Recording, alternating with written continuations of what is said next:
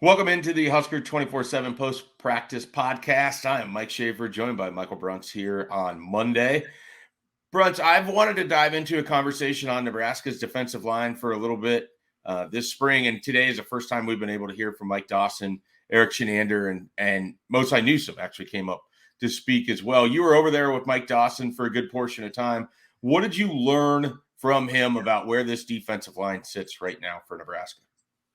Yeah, he wasn't being evasive, but the kind of where things stand, I think, is it fluctuates by the day with that group. You have a very veteran crew with Ty Robinson, Casey Rogers, who is not taking part in spring practices, is certainly part of that group too. They like what they have with some of the young guys, but I mean, you are going to have to count on young guys this year. You're probably going to have Nash Hutmacher as your nose tackle, depending on how much 3-4 they run. I get the sense as the spring moves along that maybe we see more four-man fronts than maybe what people were expecting based on the last couple of years of defense. But you're trying to get the young guys, the Jalen Weavers, the Marquise Blacks, the Ruquan Buckleys. You're trying to get those guys to a place where they can contribute. And it's such a tough thing to do in a league like the Big Ten. These guys are huge, huge football players, though. I mean, Mike Dawson said Jalen Weaver was probably the biggest defensive lineman he's seen either pro or college, just a freakishly big guy. But you need to get to the point where those freakishly big guys are in the right place and playing with the right technique and all the thing that comes with it. So it's I think the jury is still going to be out on that group until we get into the fall camp, probably even that first game, just to see where the heck they're at. Yeah, it's interesting. I was just floating by and I heard Mike Dawson talking about this.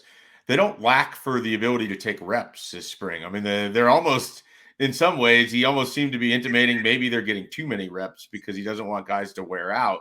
They just have a little bit of a depth issue this spring on that defensive line. And that's a bit of a concern because you want to be able to build up guys as much as possible. But if they had to play a game right now, I would be fascinated to know what that two deep would look like.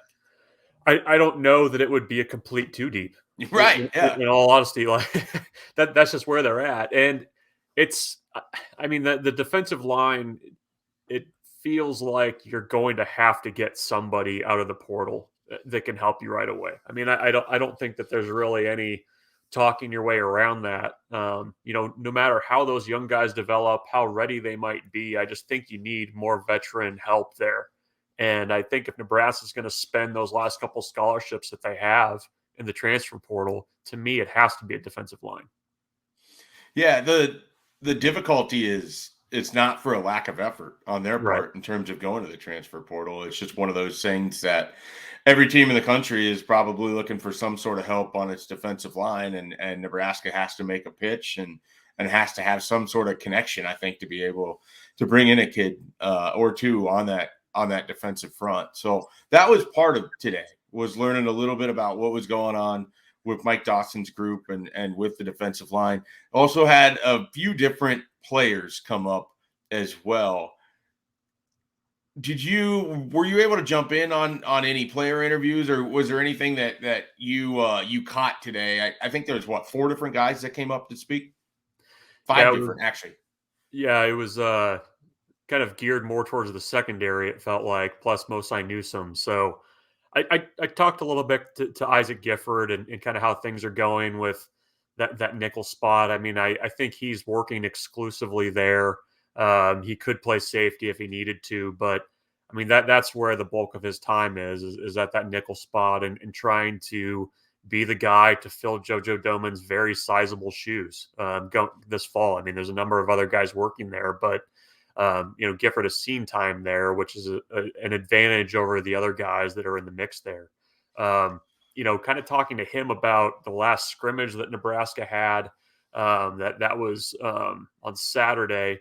They felt like they did okay. I think tackling is an area that they're kind of honing in on this spring and making sure that that's shored up. But that the defensive side of the ball, I think, is going to be challenged to continue that kind of upward trajectory that they were on, because you're going to have to replace a lot of veteran guys. There's a lot of new voices that are going to have to be heard from in that secondary as well. So it's a challenge. I mean, I think everybody's focusing a lot of energy and ink and whatever on the offensive side of the ball, and with good reason. But I think there's also some things that need to be figured out on defense as well in a major way.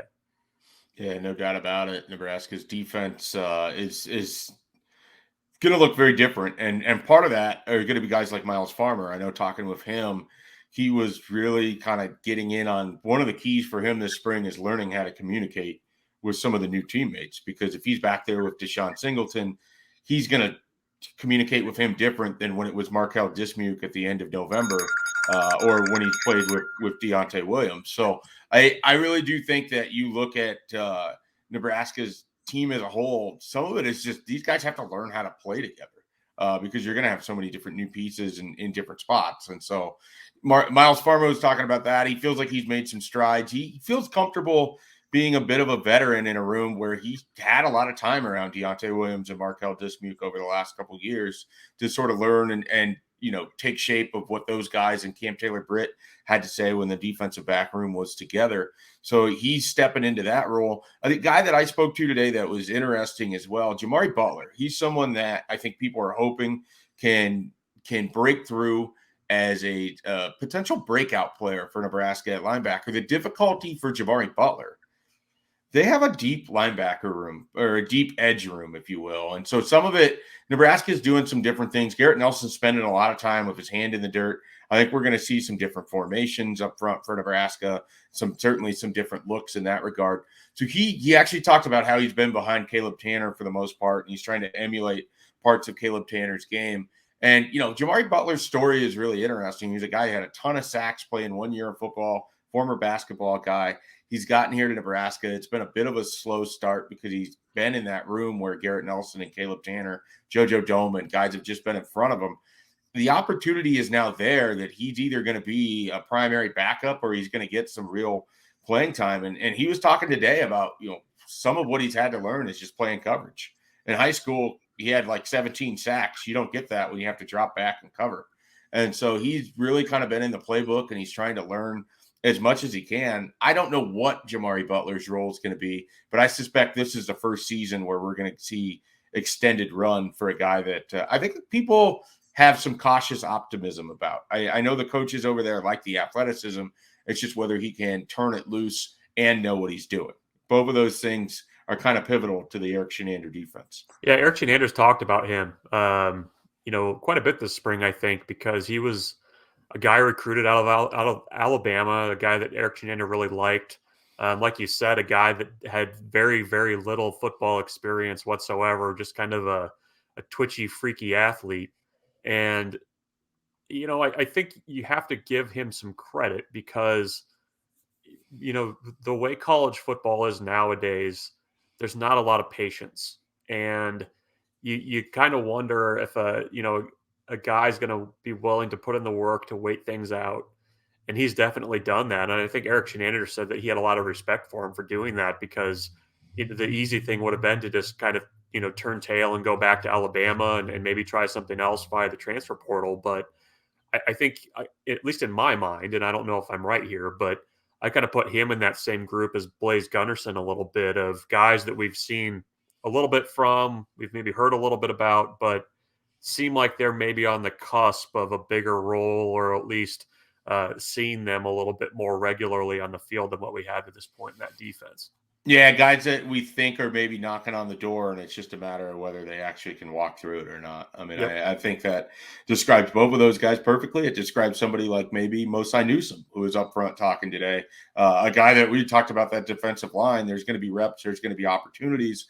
Mosai Newsom sounds like someone who wants that opportunity, and he sounds like he's really tried to put in some work.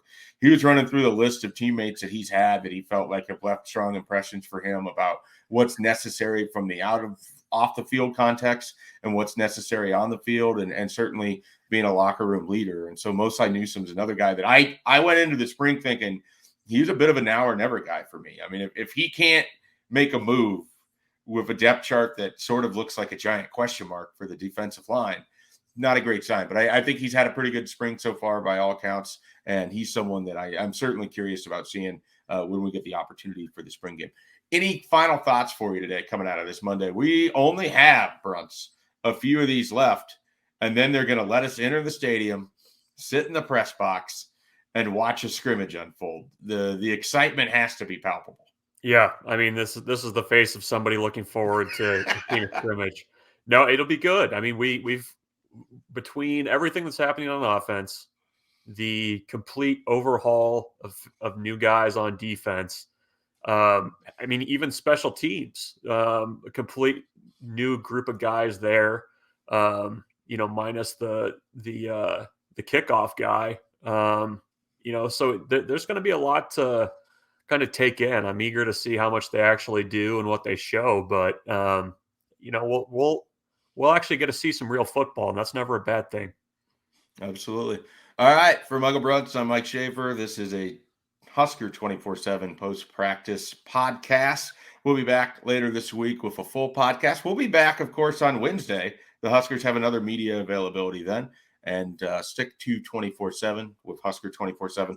Plenty of coverage over the next coming days.